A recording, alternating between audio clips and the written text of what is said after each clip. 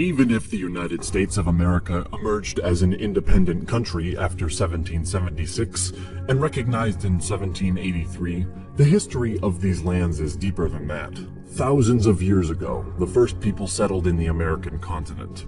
It is not exactly known how the Native Americans first settled in these territories, but a theory says that people migrated from Eurasia starting 30,000 years ago across a land bridge known as Beringia. This connected Siberia to North America during the Ice Age. This migration continued until 10,000 years ago. At that time, a glacial period ended, and the land bridge became submerged by the rising ocean.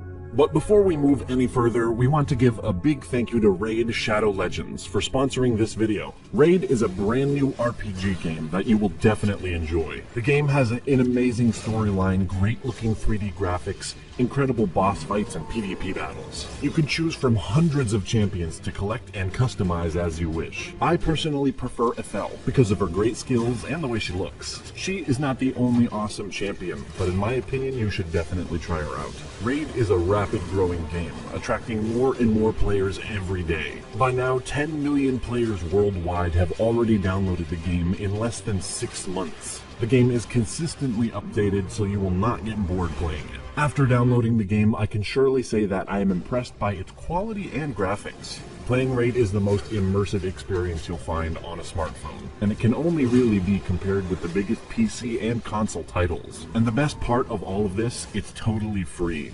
With 300,000 reviews, Raid has almost a perfect score on the Play Store. This proves just how amazing the game is. So be sure to click on our special link in the description to get 50,000 silver and an epic champion for free.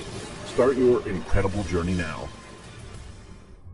The early inhabitants were called the Paleo-Americans. In time, they migrated even deeper in Americas, and they formed tribes and nations. They created interesting civilizations, developing their own culture.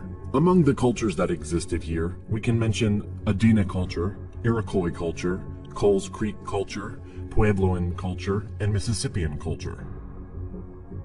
But another part of today, the United States has an interesting and different history. Speaking about Hawaii, this land wasn't inhabited until the 1st centuries AD.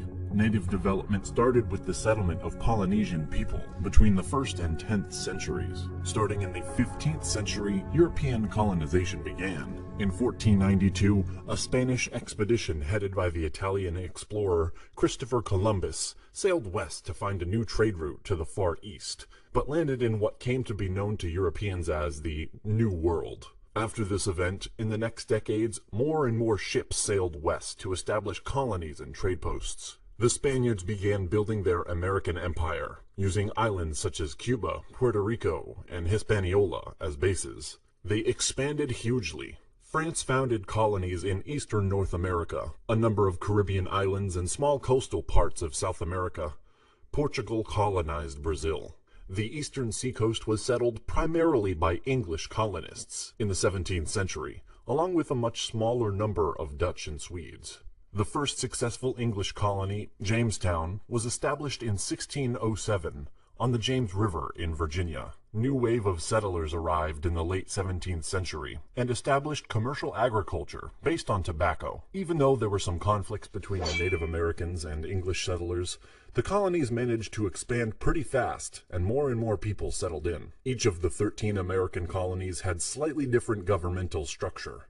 In fact, a colony was ruled by a governor appointed from London. This governor controlled the administration and relied upon a locally elected legislature to vote taxes and make laws. By the 18th century, the American colonies were growing very rapidly, and as a result of low death rates, along with ample supplies of land and food, this attracted a heavy flow of immigrants. The tobacco and rice plantations imported African slaves for labor from the British colonies in the West Indies, and by the 1770s, African slaves comprised a fifth of the American population. The question of independence from Britain did not arise as long as the colonies needed British military support against the French and Spanish powers. The French and Indian War was an event created by the political development of the colonies. It was also part of the larger 7 Years' War. Britain beat French forces, and France lost their colonies and territories in Canada and Louisiana. The war was costly, and Britain needed money. The British Parliament passed the Stamp Act of 1765, imposing a tax on the colonies without going through the colonial legislatures. The issue was drawn. Did Parliament have this right to tax Americans who were not represented in it, crying, "No taxation without representation"? The colonists refused to pay the taxes, as tensions escalated in the late 1760s and early 1770s. The Boston Tea Party in 1773 was marked as the start of the Revolution. It happened in the town of Boston to protest against the new tax on tea. Parliament quickly responded the next year with the Coercive Acts, stripping Massachusetts of its historic right of self-government and putting it under army rule, which sparked outrage and resistance in all 13 colonies. Leaders from all 13 colonies gathered and created the First Continental Congress to coordinate their resistance. The Congress called for a boycott of British trade, published a list of rights and grievances, and petitioned the king for redress of those grievances. It wasn't about independence at that point, but this appeal had no effect, and so the Second Continental Congress was created in 1775. In order to organize the defense of the colonies against the British Army. The 13 colonies began a rebellion against British rule in 1775 and proclaimed their independence in 1776 as the United States of America. In the American Revolutionary War, 1775 to 1783, the Americans captured the British invasion army at Saratoga in 1777, secured the Northeast, and encouraged the French to make a military alliance with the United States. France brought in Spain and the Netherlands, thus balancing the military and naval forces on each side, as Britain had no allies. General George Washington was an excellent organizer and administrator who worked successfully with Congress and the state governors, selecting and mentoring his senior officers, supporting and training his troops, and maintaining an idealistic Republican army. The American Revolution was a success, and at the Peace of Paris of 1783, their independence was recognized. And even so, the former colonies gained more than expected. The expansion to the west started, incorporating the Amerindian lands west of the Appalachian Mountains. A deal was made by the United States President Thomas Jefferson in 1803. He bought the Louisiana Territory from France. Initial diplomats sent to France were allowed to spend up to $10 million in order to buy just New Orleans, and, if possible, the west bank of the Mississippi River. But the French government said that for $5 million more, all of the Louisiana Territory would be sold. The president approved the deal, and the U.S. doubled its size. In the middle of the 19th century, some cessions were happening, and Texas in joining the Union in 1845, and after the war against Mexican Empire, the United States will take important lands and expand even further.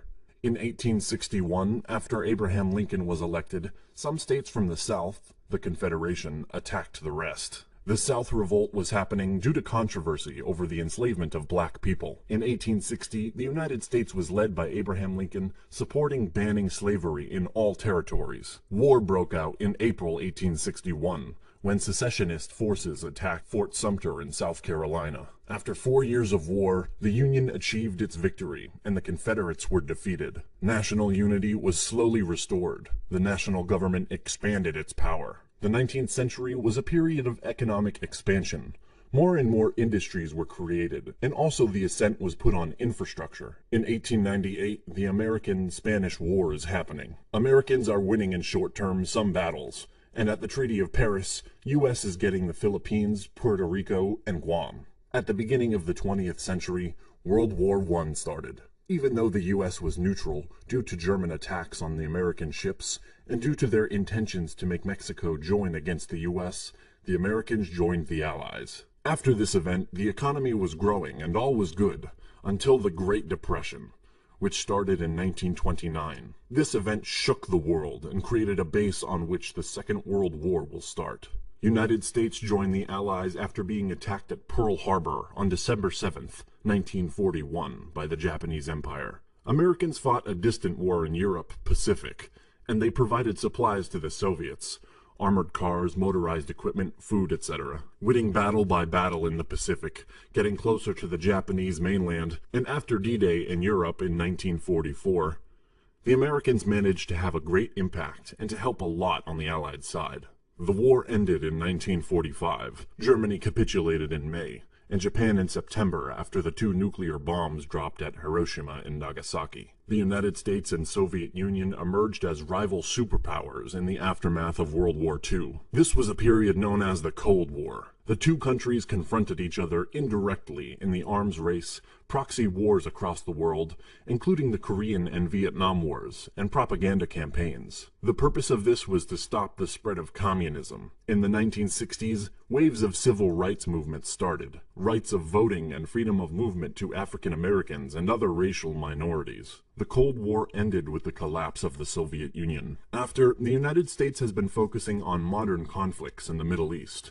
The beginning of the 21st century saw the September 11th attacks carried out by Al-Qaeda in 2001, which was later followed by the wars in Iraq and Afghanistan. In 2008, the United States had its worst economic crisis since the Great Depression.